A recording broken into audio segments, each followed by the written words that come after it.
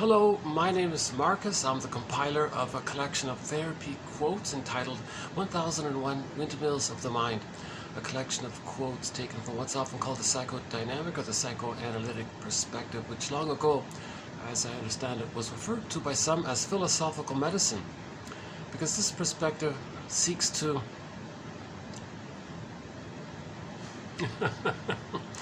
the truth is, in each video I try to offer some kind of summary statement of the psychoanalytic perspective, and often I talk about healing repetition compulsion due to trauma, healing the manic defenses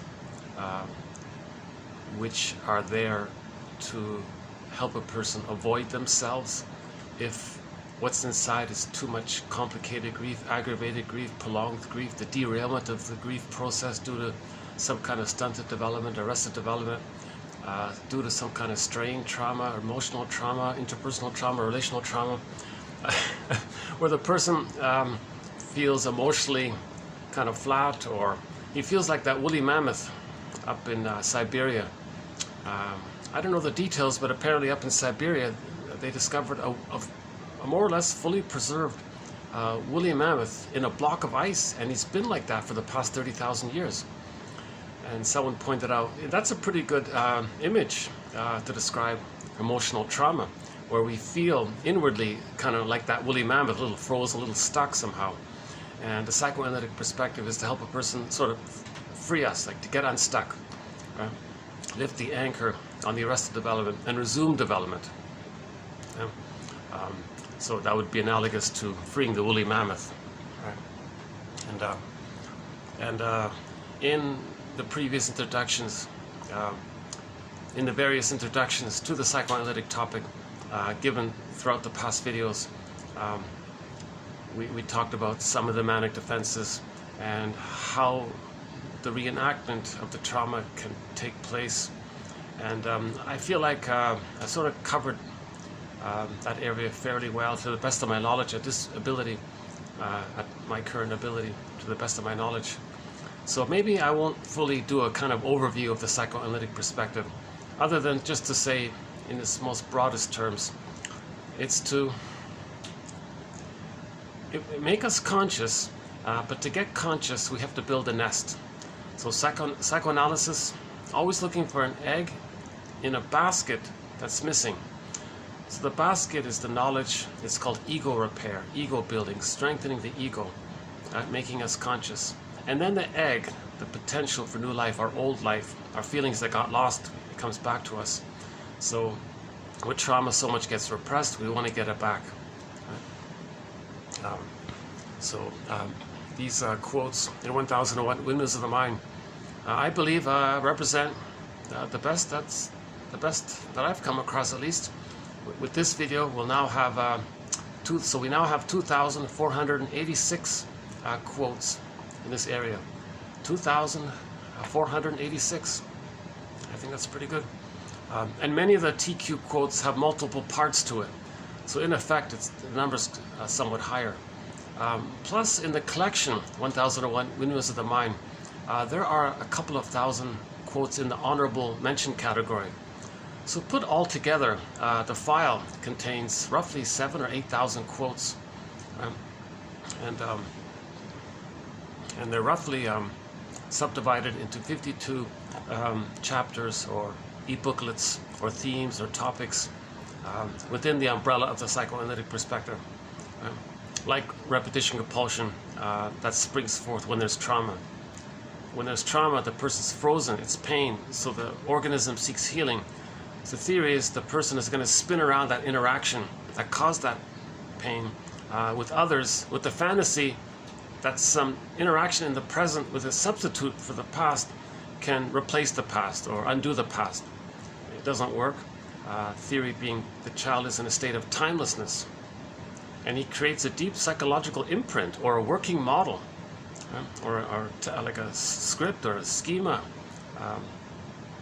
a blueprint somehow, stands some kind of deep memory of the trauma, and he's stuck there with that memory. And the theory is they want to get a better memory, so they're going to replay what happened in the present with the fantasy they can change the past, undo the past. That's the general theory that's been around. And so the present becomes like a replay of the past, with the fantasy that something in the present can be a better past, because the baby doesn't understand time. There's just now, but there is time. So that's the dysfunctional. Now the positive intention is that the organism is trying to get us. We're trying to get ourselves to be conscious of what happened. Then we can make conscious, better choices and sort of minimize the dysfunction. Right? And in the previous introductions, we talked about unconscious guilt, the fantasy that it's the baby's job to save the mother. And if he can't, he thinks he's flawed. Where does that come from? We talk about William Fairbairn's theory about the moral defense, where the child hallucinates that the mother must be seen as good for him to survive, but then to account for why he feels bad, maybe he thinks he did something wrong. So now with the frozen trauma with the mother, yes, there's an attachment, but it's a painful attachment. But that attachment the child needs for his survival, but that attachment comes at a huge cost, because the deal the child makes with the mother is that he'll bury his feelings. More importantly, he won't express his feelings and his wishes towards the mother. That's sort of the deal. That's dysfunction. So he'll go through life self-sabotaging his feelings and his success and his development and his autonomy to maintain the attachment.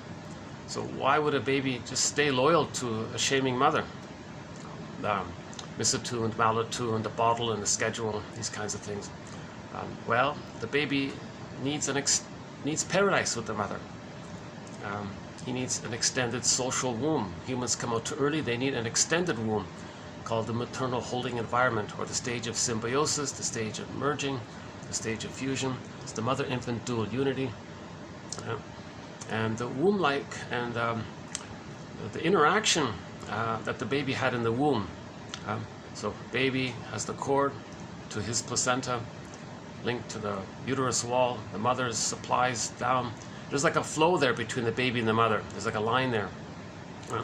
Now how do we continue that with the biological birth? That sort of phenomenon of a rapport with the mother and attunement with the mother is meant to continue like that for the first 4 to 5 months. He's still being. One woman made a joke. She said, "Oh, I see you're pregnant." "Oh yeah, I got a bun in the oven." "You got a bun in the oven." So he's still being developed, meaning, right? So the baby isn't fully. He's biologically born, but he's not psychologically born. So he's still being developed. So how does that flow between the mother and the child, that line there, continue? So when the biological birth is there, with the nursing, with the real nursing, no bottle, right? With the nursing, barring emergencies, special exceptions. Again, my disclaimer: I'm not a doctor and all this, but just assuming the nursing can take place. They said that the nerves in the breast, nipple in the breast, kind of link in to the child's nervous system, something with the mucosa or something in the child, and that makes it like a line there. That line helps the mother to read the signals and supply and be attuned to the baby's situation. So this first 4 to 5 months, this maternal holding environment, this extended womb, it's not just about the safety and the holding and the feeding. It's about this kind of sense that the mother can see the baby, know the baby. It's called reverie. The mother's thinking about the baby. She understands the baby. She supplies. And the baby feels seen by this somehow. So they call it the reverie. Now, if that takes place for the first 4 to 5 months, then the child can hatch a second time for a psychological birth. So the psychological birth doesn't just automatically appear with the biological birth. The child needs to enter into go through some kind of process they call the separation.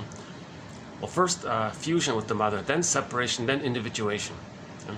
So the fusion is the first 4 to 5 months, the extended womb, the social womb.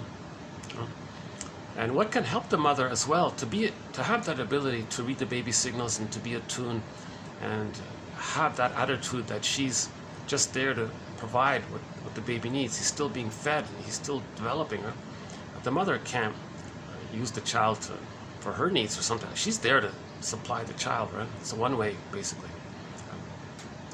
Yes, the child communicates, but in terms of giving and the child's still being nurtured and fed in, kind of thing. But there is this dialogue at the same time. But the child isn't expected to sacrifice himself to please his mother, nothing like that. So let's say the child does enter into the egg for the psychological birth. So then when he hatches out, he begins to separate from his mother, and now he starts to get a sense of I, not I, me, not me, meaning he's a person, the mother's a person. Whereas prior to that, in the womb and during the extended womb, it's called unconditional hallucinatory omnipotence. He thinks everything around him is him. He thinks he's a god, he's the universe, everything is just to serve him, it's just him.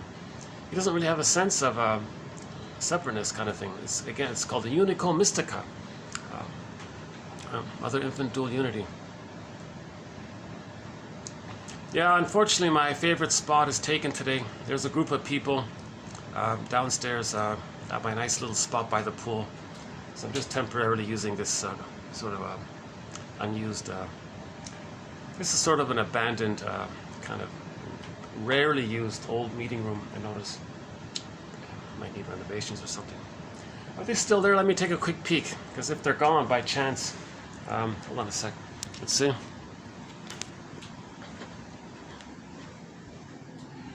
No, they're still there. Yeah, I think they're going to be there for a while. Okay, that's a good spot. I get it. In my last video, my last video was done by the pool there. You can see what I'm talking about. I'm sort of above it. I'm above it in this place here, but that's okay. I want to get the quotes out. But yeah, if I have a nice environment, it does sort of facilitate me to speak freely more. I don't have much of a view. I don't really have much of a view to show you, to tell you the truth. But I can show you part of it. Okay, hold on. Let's see. So there's I can sort of show you the. Yeah, okay. That way it's okay. Yeah. Let's.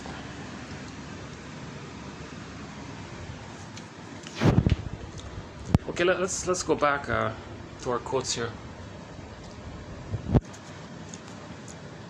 So that's one of our threads. Margaret Mulder's theory about the psychological birth. The child is held and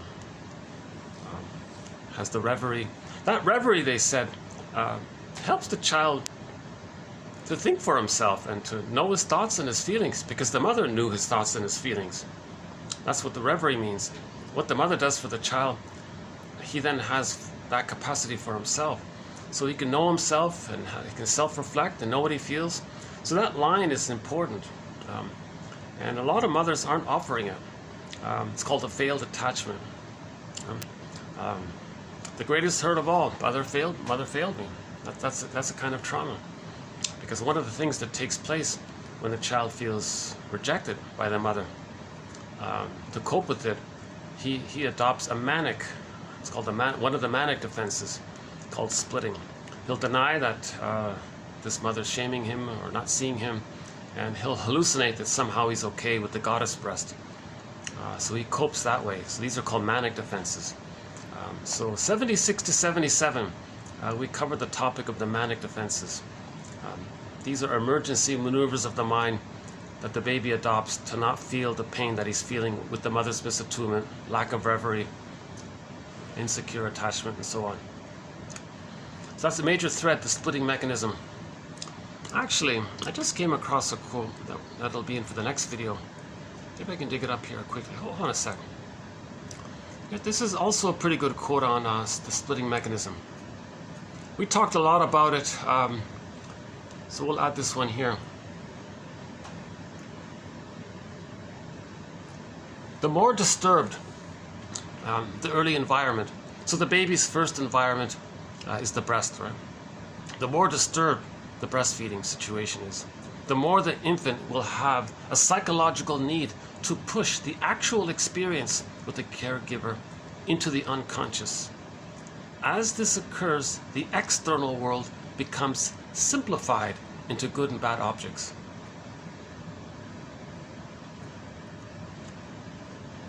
See, he's making reference to the splitting mechanism.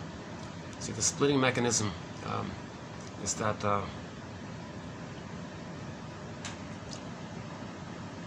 the baby needs to feel safe, but if the mother is disappointing, the child goes, whoa, he's being hurt by the one he's got to trust and love, and sometimes it's hurt. He can't handle this ambivalence, so he splits it.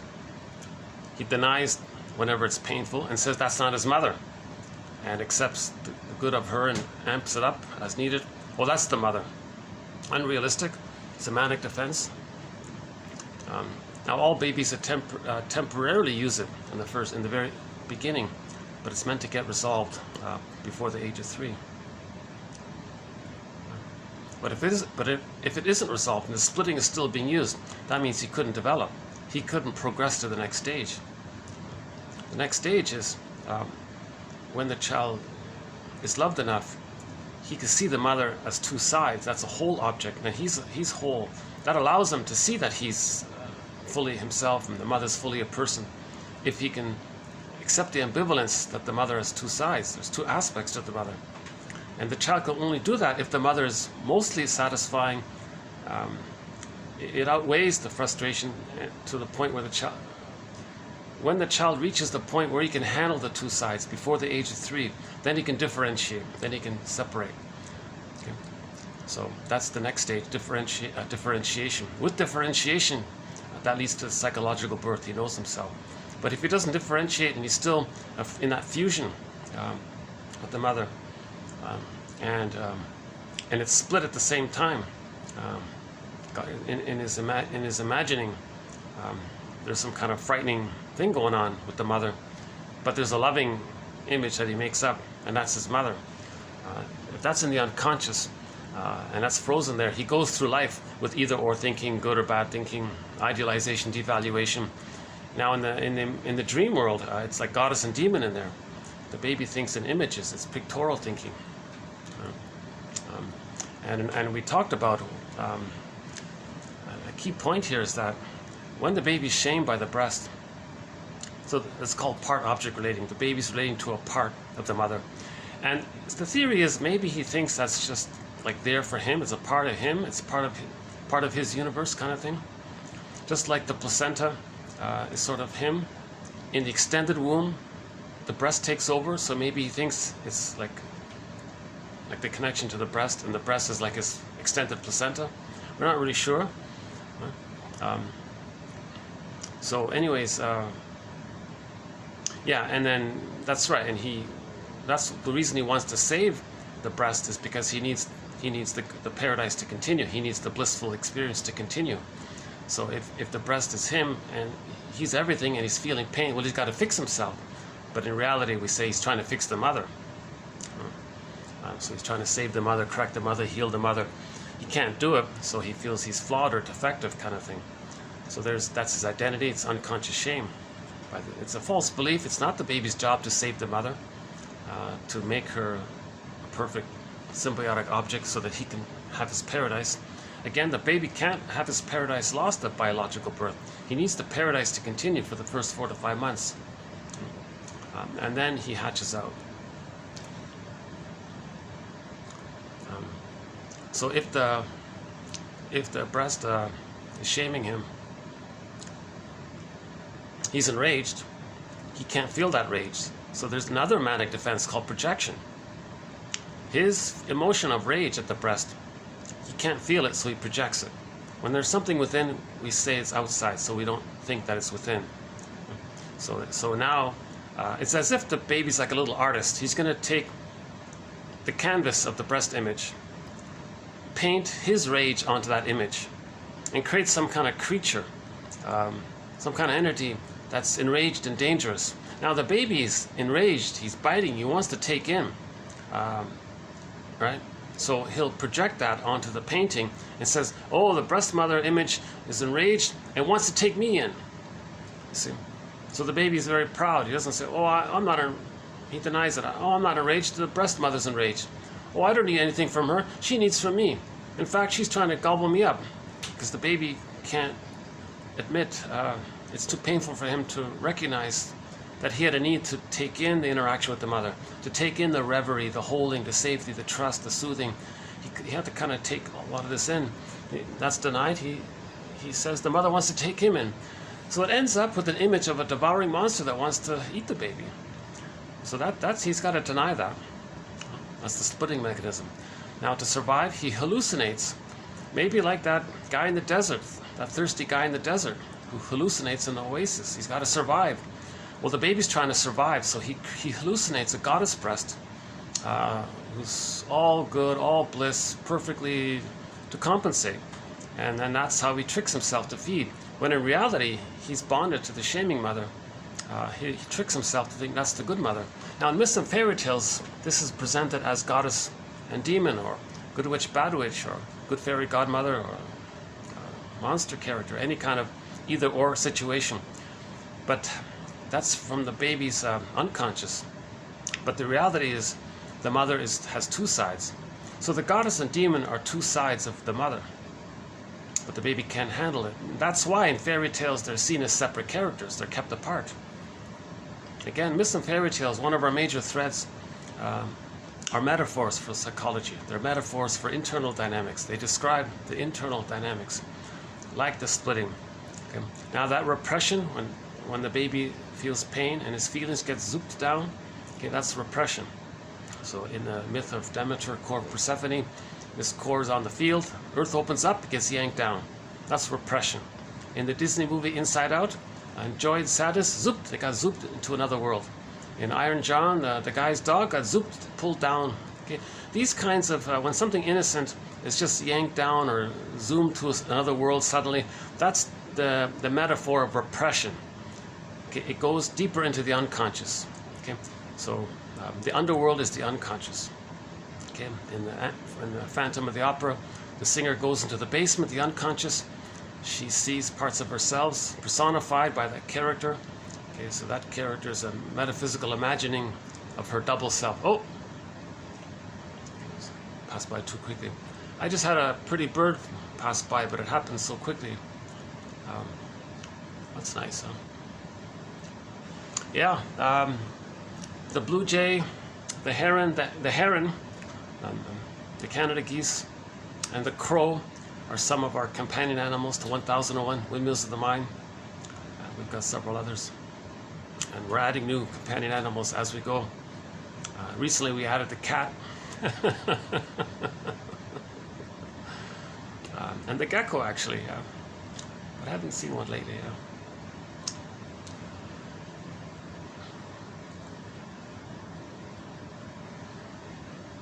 Okay, so we're talking about the splitting. So that's a manic defense. The baby adopts the manic defense called the splitting mechanism.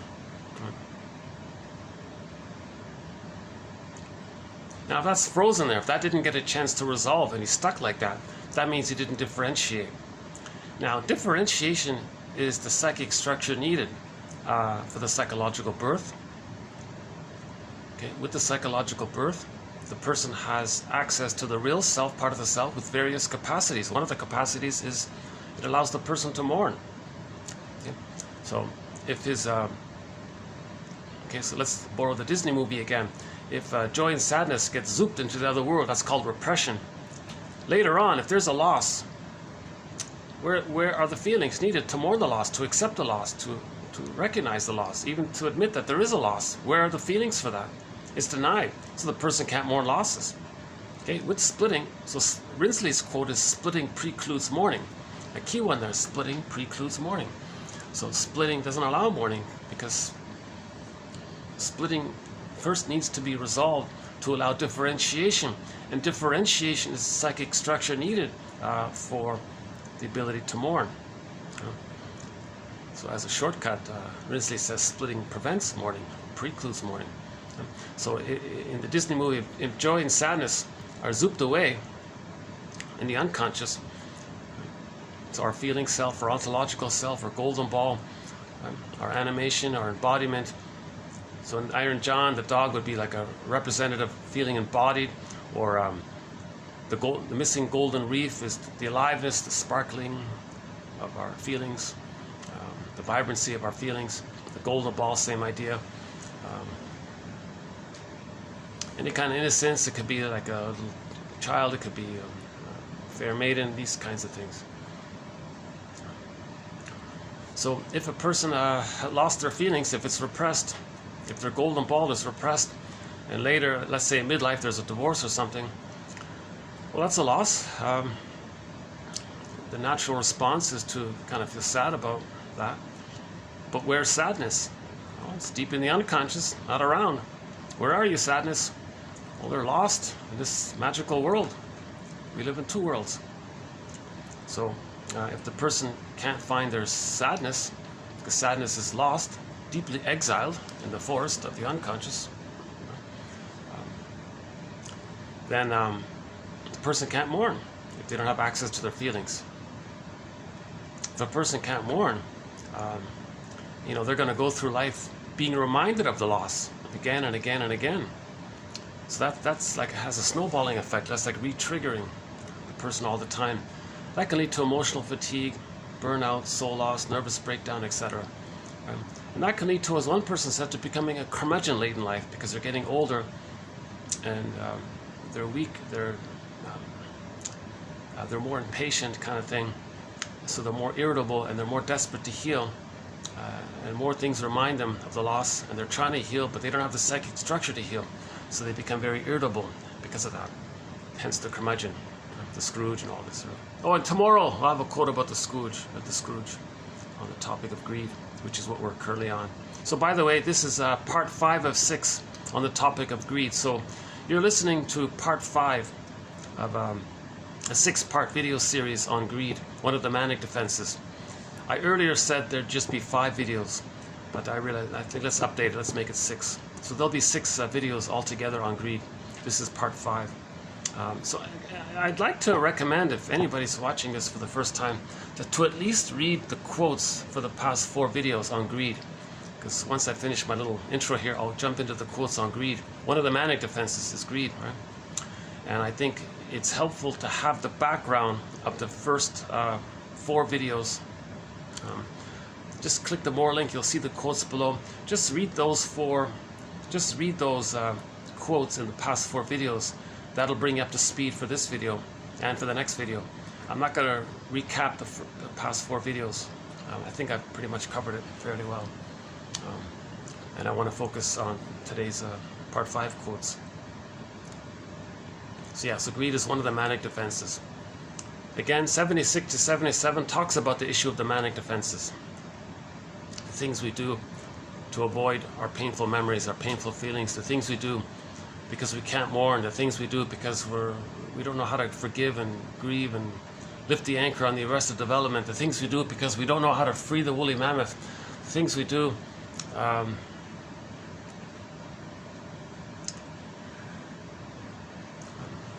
to be vulnerable and accept what happened to us, to face the truth about the failed attachment, that mother failed us. These things are kind of painful. And if we don't have support to do it, we may be kind of stuck in the manic defenses. That's why it's helpful to talk to somebody, to feel safe with someone to talk about it. Grief is healed when it's witnessed by a caring other, so we need that sort of caring witness. But these quotes are sort of preparation for it.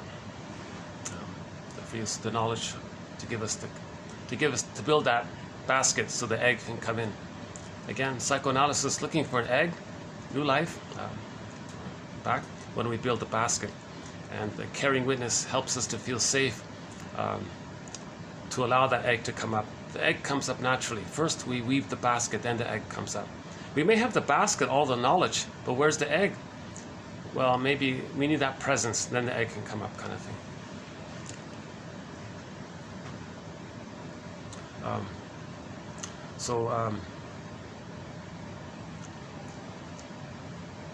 So complicated grief is one of our threads, major threads. as a defense against complicated grief, we may engage in the manic defense of repeating the past and the present without consciousness. Now, if we repeat the past and the present, and we're getting inklings to know what happened, then it's helpful. But if we're not willing to reflect on why we are repeating the past into the present, then that's considered a manic defense because we're not aware of it, and we're doing it to not. It's happening, but we're not aware of it. So to put it this way, denial that repetition compulsion is a replay of the past. That's a manic defense. Put it that way. So complicated grief can lead to a variety of manic defenses, including repetition compulsion and the denial that it's a symptom of trauma.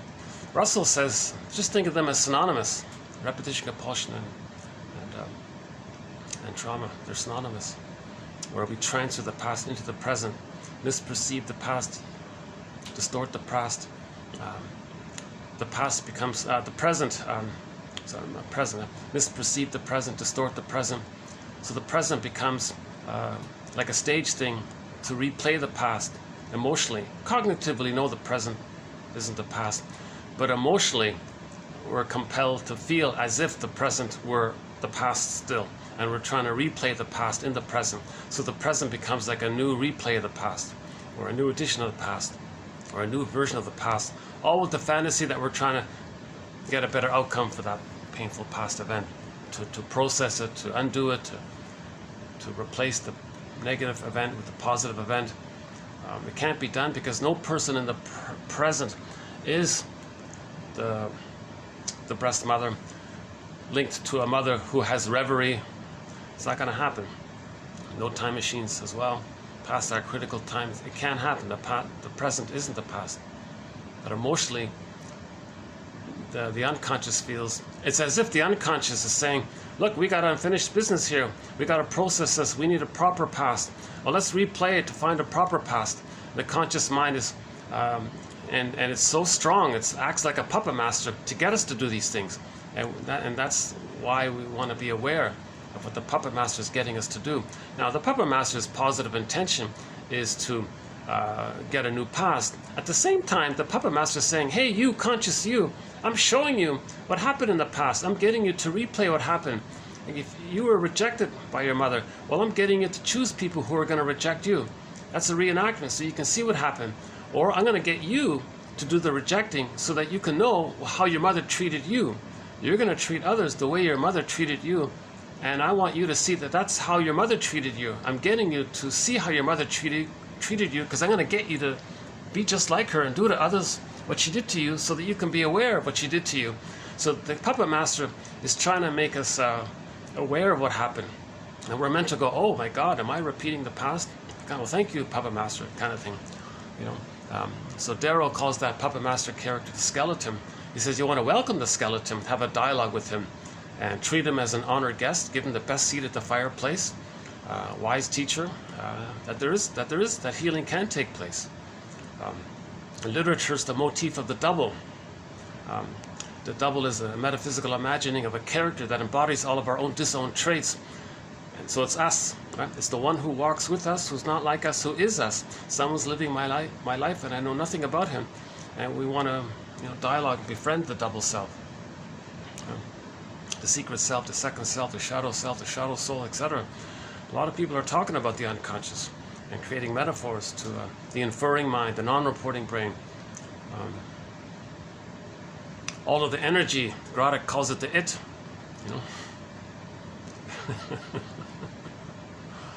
He had a famous book called The Book of the It. If you keep in mind it was written in the 30s, it's okay, but nowadays maybe it's a little... Psychoanalysis has progressed quite a bit. I think Masterson, in 1001 Windmills of the Mind, it's founded on the work of our mentors. Melanie Klein, Margaret Mahler, William Fairbairn, James F. Masterson. He kind of synthesizes all of their works, plus the work of Edmund Burglar, and plus the work of Karen Horney. Those three women, by the way, Karen Horney, Margaret Mahler, and Melanie Klein, I think those are the true mothers of psychoanalysis.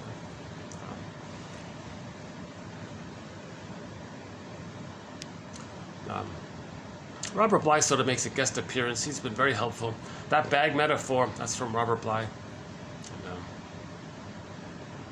And, the bag metaphor is that when something gets repressed into the non-reporting brain, well, let's have a metaphor for the non-reporting brain. So again, the non-reporting brain.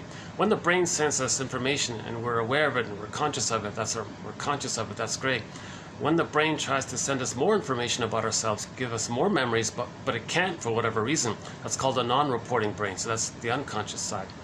So metaphor for the non-reporting brain is this, and we don't know it, we're not aware of it, so it's like our shadow. So it's like this bag that we drag behind us.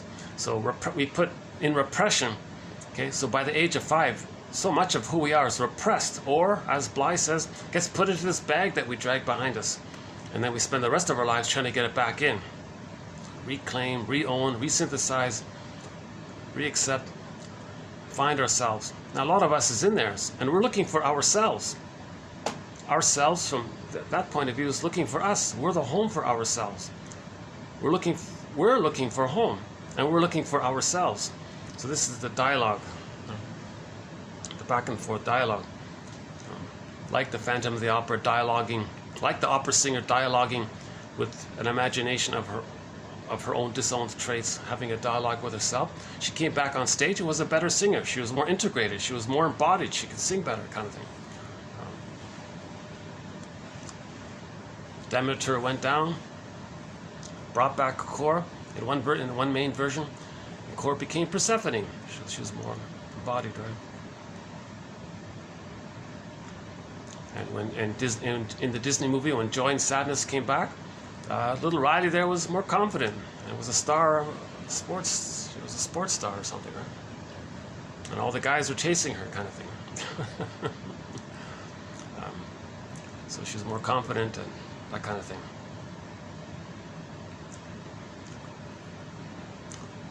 So that's one quick description of the psychoanalytic perspective. We want to look into the bag.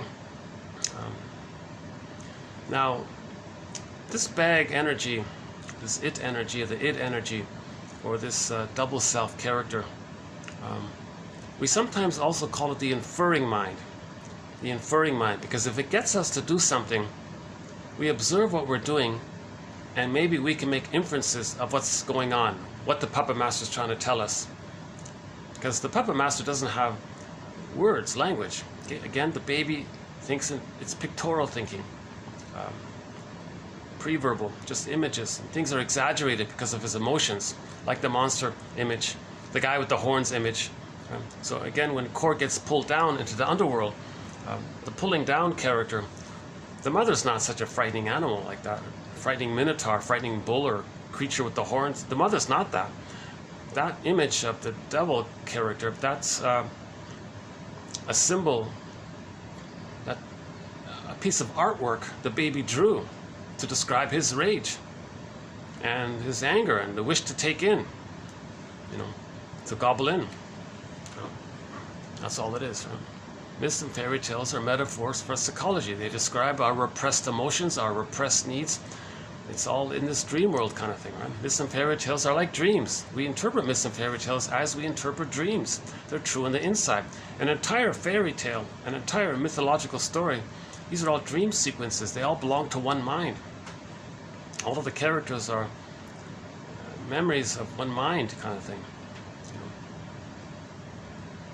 Or personifications of aspects of ourselves, or energies of ourselves, Bly says. Major topic, myths and fairy tales. Very good reason to get this collection, in my opinion, the interpretations of these myths and fairy tales. Another good reason is psychology of prejudice, major thread.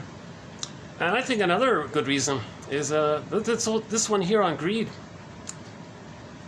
Oh, and recently we did a great thread on transference love, or romantic love, falling in love, being in love, this projected infantile love, as an example of the repetition compulsion.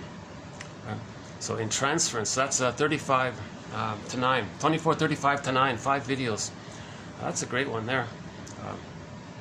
And we finished up with the Doobie Brothers song, What a Fool Believes. So if the baby's traumatized by the mother, that's unfinished business. If he finds someone that reminds him of the mother, that'll trigger up that, so you fall back, regression, falling in love, right? You transfer the past painful interaction with the mother into the present, and so that means you fell back and you transferred it. Now the fantasy is you found someone who reminds you of the mother, let's say. That triggers and evokes the paradise that you may have had that you did or may have had or should have had. At least you had it in the womb, or partly afterwards. See, that's the bliss part, the falling in love, the bedazzle, the spellbound, the love trance, because the baby has that feeling. So you get some of that back when you fall in love, because the partner you fell in love with is dysfunctional, like your mother. So you went back to that state in an emotional point of view because there's unfinished business. You want to go back and heal, and you're going to replay. Remember, falling in love is about repetition compulsion. You want to get a better past. So the person you fell in love with, the fantasy is they're going to be the partner that should have been there. So then the person says, I love you, you're perfect, but change, now change. And the other one is doing the same thing, because you're only going to fall in love with the dysfunctional person. A healthy person won't trigger the dysfunctional mother. Only a dysfunctional person can do that. And now the fantasy is, aha, there you are, reincarnation of my mother. Now cognitively he knows the partner's not his mother, but emotionally the puppet master doesn't care. The puppet master says, well, we got unfinished business. He's gonna get us to treat that person emotionally as if it were the mother, and we want her to change. We're expecting her to change. So that's why we're so thrilled, because we're finally going to get our needs met. We're finally going to process that old trauma. We're finally going to get back to golden ball, resume development, have differentiation, know ourselves, have the capacities of the cells. Then we're emotionally free, know our interests, can be creative and relaxed and play and tolerant. And I'm okay, you're okay. So there's a great excitement about falling in love. But that initial feeling of falling in love is the symbiosis. It's the bliss. It's the Garden of Eden, the honeymoon phase. Is a revival of that old symbiosis that was incomplete, unmet, disturbed, but now it's a positive version. Okay, so the feeling of the falling in love, that heavenly, that's re-evoking the symbiosis that was partially there, but it was, remember, the paradise, the unfinished business is the paradise was lost too early. So now you got back some of the paradise before the trauma. And now you think, okay, now we're gonna get it right this time, kind of thing. So partner, please do it right, kind of thing. But the partner doesn't know what you're talking about, because they're doing the same thing with you. Hence, these are cat and dog marriages, couples in collusion, and they often rust out. Recently, we played a song by Anne Shell, one of our musical voices. The first line of the song was, it started with a kiss and ended with a fight. Okay, so they're very dramatic, lots of ups and downs. And if they're not conscious of it, if they're lucky, it'll just become devitalized marriages, but often they'll rust out. Now the exception is if they're conscious and they make I statements, then the marriage can become a psychological like a therapy path. The two people can heal if they're conscious, making I statements about it. That's awesome. They're both they're both each other's therapists and partners at the same time, kind of thing, because in the friendship, that's called companionate love. So we want to move from this transference love into companionate love, two people love. Now the transference love, it's considered a kind of one person psychology, because it's just about him and the memory of his breast, and he's put that on the partner. He doesn't see the partner for who they are. They don't see them in full where they're at, and they're just in this trance that they're going to be the good partner that should have been there. So for more on this topic, 24, 35 to 9, roughly 10 hours of discussion around falling in love. That was possibly one of the most exciting threads we covered so far, this one there. Again, 24, 35 to 9. Just go back and read the quotes. if my discussion is helpful, that's awesome. I'm thrilled about that. Again, my disclaimer, I'm not a therapist. I'm trying to learn this material. Someone said, if you want to learn something, teach it. So in my effort to teach it, I'm making an effort to learn it. Another exciting thread is the one on greed. Started from 78. So maybe we'll just jump in with the greed one. How are we doing here? Okay, so that's, again, the manic defense. So we already talked about how the core problem is the baby has complicated grief. Joy and sadness are lost. The golden ball is lost. The feeling self is lost. The golden reef is lost. Even the polar bear is lost up in the mountain. So the wounded, the child is lost. The innocence is them. Okay, so our embodiment and our feelings are lost. That's the trauma. So that's complicated grief. Also called melancholia, because in reality we do have feelings about the loss, but it's inward. Now we criticize ourselves. So divorce, you don't want to say there's a loss, but there is. So you're angry at the other person, or you're sad because at the other person, you're confused by the other person. These emotions, you look at the template, well, self and other are blurred. So now it's directed at yourself, in effect. So there's the melancholia. So as a defense against this painful melancholia, being angry at yourself, we engage in manic defenses, like repetition, compulsion, splitting, all good, all bad, coaxing others. The manic defense doesn't necessarily have to be hypomania or very active, but sometimes it is. So I won't redo the quotes on greed that we've done so far, but there's some excellent ones. Oh my God. Oh my God. Nothing you get in the present. So missing quality, we're obsessed with quantity. Confusion between greed and need, because the greed, nothing you get in the present can see you as you were needed to be seen in the past. Repetition, compulsion, replay. So the unmet need leads to the greed, and people are confused about greed and need. Again, greed, you don't need it, right? But emotionally you think you need it. Now we talked about the link between greed and envy. Oh my God. The last video, can I recommend the last video and the one prior to it as well? We talked about the link between greed and envy, based on one guy who said the world is driven by envy, not greed. See, greed destroys, and that's the true reason for greed, because there's the envy. The baby is very enraged, he's very angry. Greed is just the mechanism for the destruction of his rage. So so that guy who said that, he's a multi-billion, he's got billions of dollars, but he's still doing it. And why is he doing it? Because this compulsion to express his babyhood rage out onto the world. So the breast mother's transferred onto the world, and he's enraged at the world. Now in the act of greed, a lot of destruction takes place. That's the real reason for greed. It's the envy. Greed is the cloak for the envy. Envy can't see goodness damaged. So they'll go for the greed. They don't care about it. Right? It's exciting and all that, and it's a compulsion, it's addictive. But the deeper underlying motive is to see things damaged, because that's a communication of the rage they felt at the bottle and the feet.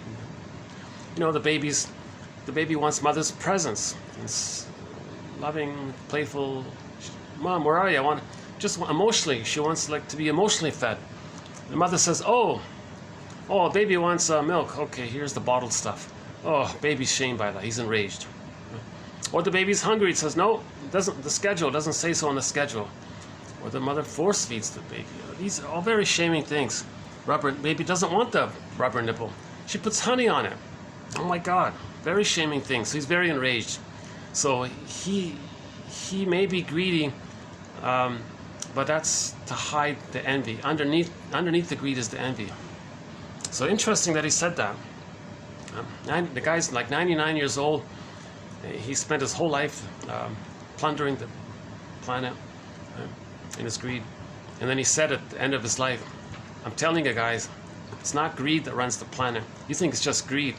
Greed. You just think it's just greed. It's just like this addiction. It's more than that. It's truly envy. It's envy. So we have quotes about this in the last video and the one before. I don't think we'll do it in this video here. So we'll just stick to the more superficial issue of greed. So greed is the repetition compulsion of the trauma of not being fed and nursed properly. Greed is the repetition compulsion to get a proper breastfeeding experience. It doesn't work. So baby was at the breast was this all goodness experience, supply of milk and mother's reverie and presence and warmth and motherly presence and essence, and baby is meant to experience that and take that in for his health and development. That's failed. That's a trauma. When there's a trauma, we repeat. So how does he repeat? Okay. He'll see whatever's symbolic of goodness out there, material, money, and he'll want to take it in. Well, wait a minute. But the thing he bought or the thing he took, emotionally, he thought, from the puppet master's point of view, that thing he took, that extra chair he bought, which he didn't need, was the good breast, and it was supposed to satisfy. It didn't work. Yeah? So there's a psychotic core. There's a psychotic part of the personality behind who co-opts the non-psychotic part of the person. So that's the puppet master controlling us. That's the psychotic part, because the thing you took. If that billionaire wants to buy a new block of buildings, he doesn't need them. He already owns hundreds of buildings. Oh, I want those extra buildings. Okay, that's a psychotic belief that those block of buildings he wants to buy is the breast that's going to feed him. It's not. Now, consciously, he knows it's not, but he's being driven by envy. Okay, envy is rage. Okay, and rage during the babyhood time, when he wasn't conscious. He doesn't know reality, fantasy, these things. And he's operating from the need to have the good breast experience. So he's in this compulsion to find symbolic goodness. So the block of that's symbolic breast. Will that work? No. So the greed is to gobble it in. Doesn't work. Does it again and again. But underneath it is the envy, the rage that he never got the love that he needed. That's the rage. So greed and envy is sometimes referred to as grenvy. Grenvy. It's very blurred there. So obviously, envy is much worse than greed, because at least greed acknowledges that something's good. Oh yeah, block of buildings are great. I'd love to have them. So he acknowledges that something's good. Envy says, I don't want to see anything good. But if greed can cause damage, then the envy is motivating. The envy is the driver of the greed. The envy is the engine of the greed, because the envy wants to see goodness destroyed. So superficially, say, oh yeah, that's awesome. Those buildings are great. So, interesting theory. I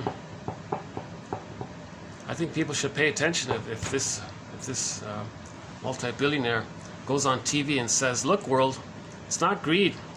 You think that because we brainwashed you to think that greed is so wonderful and amazing, and we brainwashed you based on our pathology of splitting. My greed, your greed, either or. And so we have to. But that's not true. Not everybody is traumatized like that. Many babies are held and loved, and there is reverie by the mother during the feeding. So not everybody has the paranoid schizoid mode of operating. Not everybody has that exaggerated psychotic part controlling the non-psychotic part of the person. Not everybody has that. But those who do have it, in their greed, take over the media and tell everyone, look, it's my greed or your greed. Well, greed is awesome, man. And they brainwash you. Oh, it's just, greed's the way to go. Is that right? No, we're all conditioned to think it. That's just fueling. That's a logical fallacy called the fallacy of authority. Just because you see somebody on the camera doesn't mean they're an authority.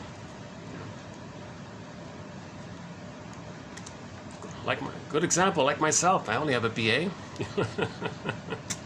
But the quotes, you know, these are mostly all of the quotes. Almost all of the quotes are by shrinks, medical doctors who became shrinks, psychoanalysts. Again, 1001 Windmills of the Mind is, to the best of my knowledge, only the second. This is only the second time a collection of quotes from psychoanalysis has been bundled up. The first was done decades ago by Gregory Bauer in his book Wit and Wisdom in Psychodynamic Psychotherapy. Now we have 1001 Windmills of the Mind, vastly updated, way more in depth, much more variety, more topics. It includes some fun stuff. We got a thread on self-help exercises, a thread on how to make an I statement, music lyrics, psychologically minded music lyrics, a thread on movie and TV show quotes,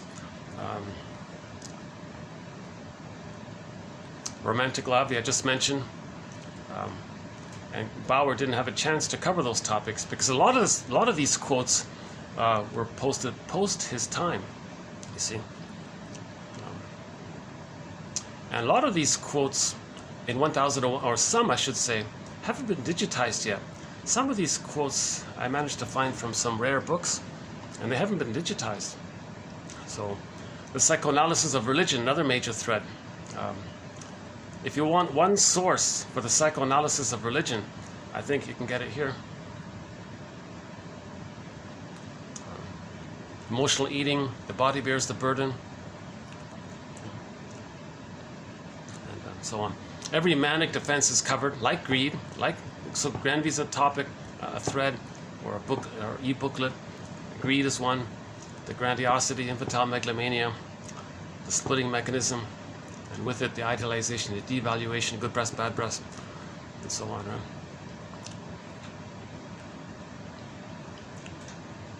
Now, in the greed, and we also talk about, now, the plunder system isn't a thread, but when we talk about greed, authors often link it in with the plunder system. So in the last video, you'll find some quotes about the plunder system. And when we talk about prejudice, the plunder system is also included, as well as religion. So the plunder system, religion, and greed, there's an overlap with the plunder system. So, but it's not a specific thread. We're trying to make the unconscious conscious.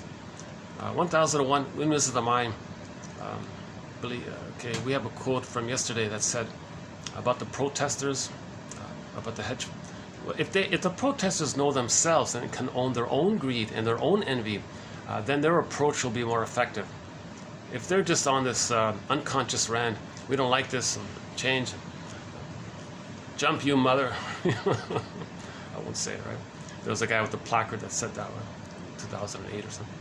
Like, if they're just angry like that, it's not, it may help sometimes, but his point was, if the protesters have a little more self-awareness, and if they can own in themselves the thing they see outwardly, then their approach will be more embodied and maybe more helpful, something like that.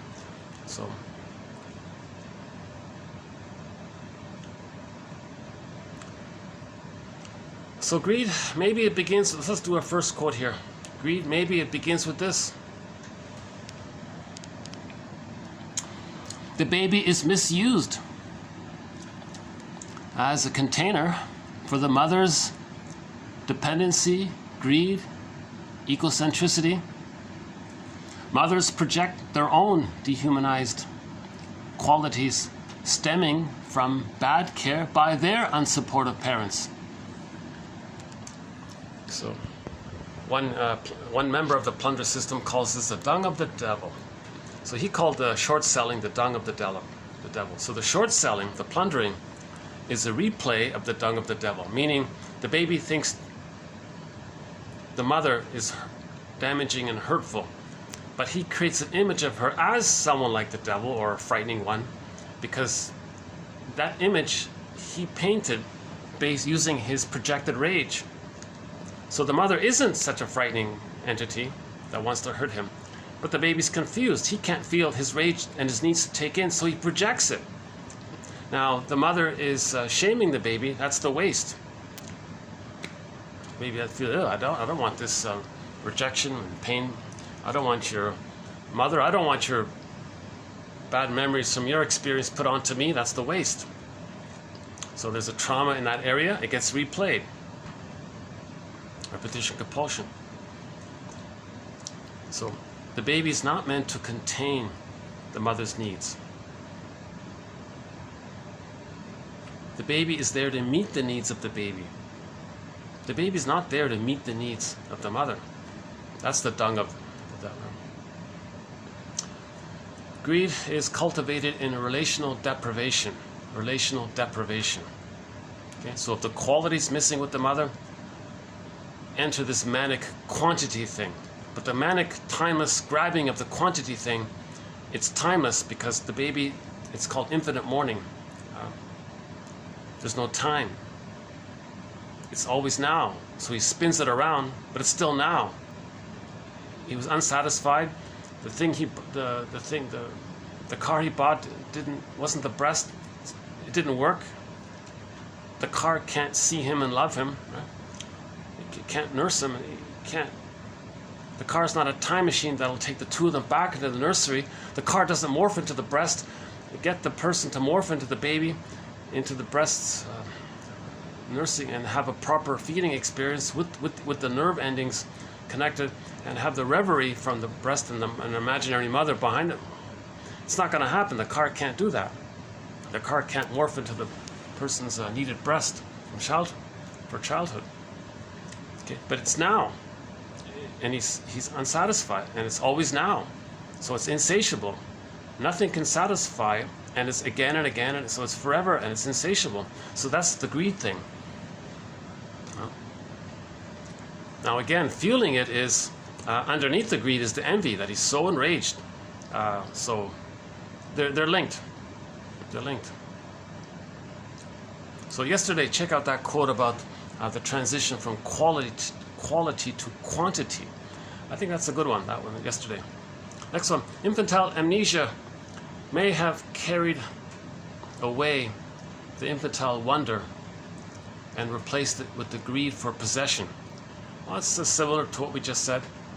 So the baby is disassociated. I think a lot of things get repressed.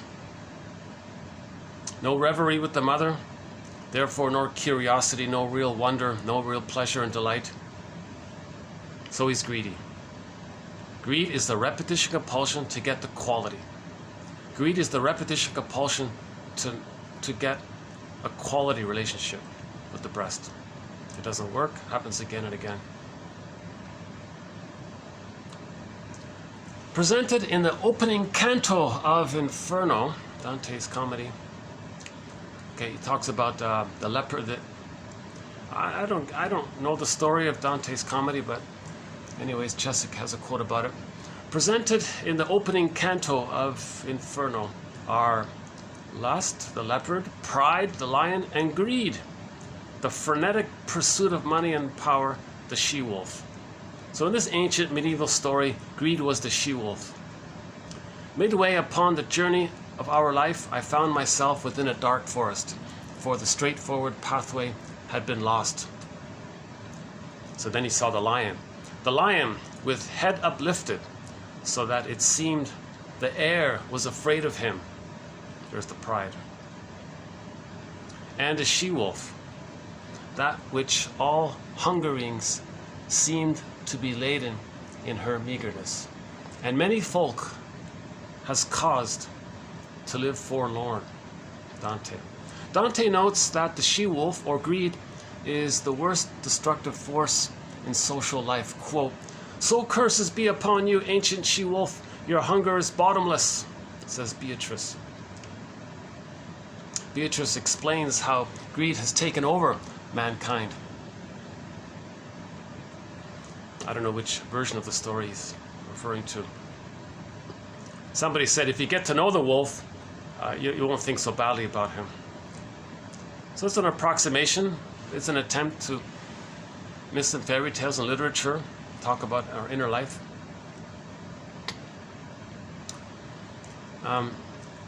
Greed then becomes hypertrophy of need.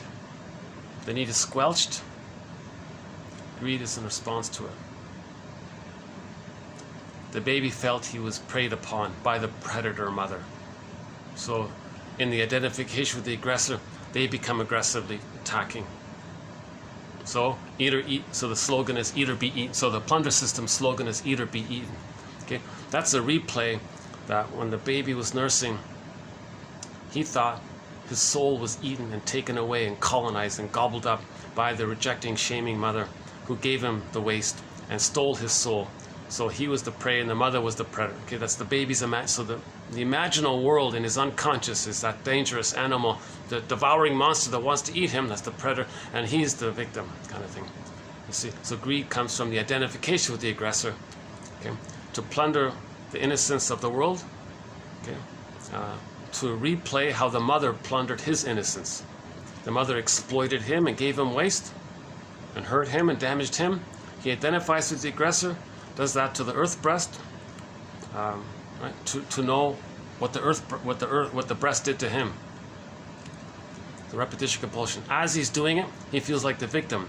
He feels triggered of what happened. So when the aggressor does to others to reenact what the mother did to him, he is reminded of what the mother did to him. He projects the aggressor image onto the victim and says he was hurt by them because he's still protecting the mother. Okay. In trauma, the deal is don't express your anger at your mother. Even though she hurt you, and it would be appropriate to express your anger at the mother, the baby needed the attachment for his survival. So he displaces it sideways. So Morton Keysen, 22, 91, and 92, a very important two videos there. 22, 91, and 2, or look up Keysen, K-I-S-S-E-N, in our search engine, or in the YouTube sub-search engine embedded within this channel. He says if you're angry at somebody, direct it towards the parent. Then you're healing. Because if you direct it towards the parent, then at least you're admitting the truth. Then you may that's a step towards forgiving the parents, honoring their situation for what happened to them. Then you look at yourself and you differentiate. It's called the mourning process. Greed is dyadic, involving an individual and the thing he can't get enough of. So dyadic. Two baby breast is dyadic, just the two. Okay? Replay with greed, him and the thing he wants to take it, own and possess. So greed is dyadic. The addictive state of mind is constantly seeking fusion. So the baby's traumatized at the lost paradise. You see, the lost paradise, that's the fusion. So when they get the thing, that symbolic breast, they hope to get their fusional needs met, their symbiotic needs met. So that's addictive, because when you get something, you get a little blip of the serotonin and the oxytocin that you would get when you're nursing with the mother. So dopamine for the chase, that's the greed, because now it doesn't work, so you feel stress, dopamine, chase, get the thing, a little blip of a little hit of serotonin. It doesn't change psychic structure, it doesn't heal the mind, so it's addictive. You're going to do it again and again. And when you do something that gives you serotonin, you may think, well, I want the serotonin again, so you're greedy to get the serotonin, hence the addictive side of greed.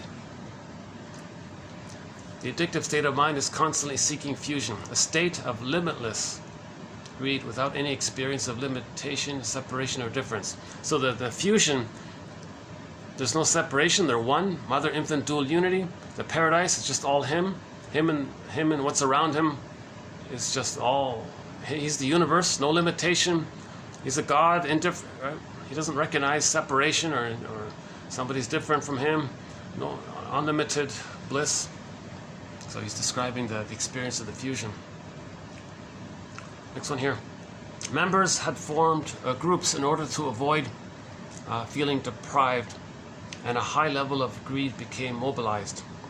It was if there were a motto, as if there were some kind of motto, unconscious, unspoken motto of the group members from some kind of infantile trauma of eat or be, there's that one, eat or be eaten, you see. So when the, hold on a sec. Wait a